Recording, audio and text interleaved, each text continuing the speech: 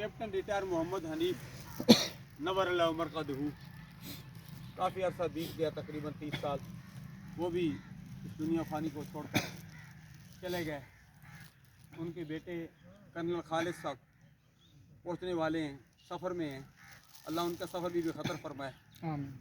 अल्लाह उनको भी और सफ़ीर आज़म साहब को भी, तमाम फैमिली को, ठेकेदार मोहम्मद आज़ाद साहब को, तमाम को ये सदमा बर्दाश्त करने की तौफीक अता फरमाए। क्योंकि मरूमा काफ़ी अर्सा बीमार रही, ये बीमारी अल्लाह तबारक व तआला इनकी निजात का जरिया बनाए। जाना तो सब ने जाना है, कोई चलते चलते चल जाता है, कोई काफ़ी अर्सा बीमार होता है। अल्लाह के हर काम में हिकमत होती है। हम कहते हैं बारिशें नहीं होती, बारिश ना होने में भी अल्लाह की हिकमत है।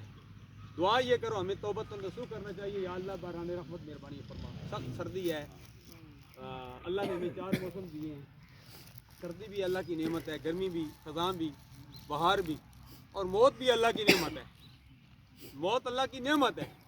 वाह, ये मौत भी अगर बंदे को ना आती, इंसान सारी ज़िंदगी एड़ियाँ रखता रहता।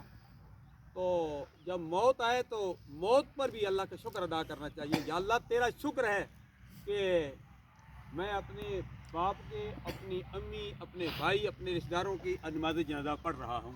आज कई नमाज जनाजा गुज़श्ते दिनों मोहम्मद शफीक साहब, मौलाना मोहम्मद अफसर रिजवी साहब के भाई मोहम्मद अकरम सोई नमाज जनाजा, अटक शहर में नमाज जनाजा, जनाजगाह में कई जनाजे हो रहे हैं, कई जनाजे हो चुके हैं और हमारे भी जनाजा होने वाली है, वो वक्त आने वाला है। दुआ ये करो कि अल्लाह तबारक व तआला जनाजा नसीब करे। अल्लाह तबारक व तआला मरहूमा की आने वाली मंजिलें आसान फरमाए। अभी अरसा तकरीबन, मैं अक्सर कहा करता हूँ, तकरीबन मेरा भी आधी सदी यहाँ होने को है। 40 साल तो यहाँ गुजर चुके हैं, तो आधी सदी से ज़्यादा अरसा तो बंगी साहब के भी गुजर गया।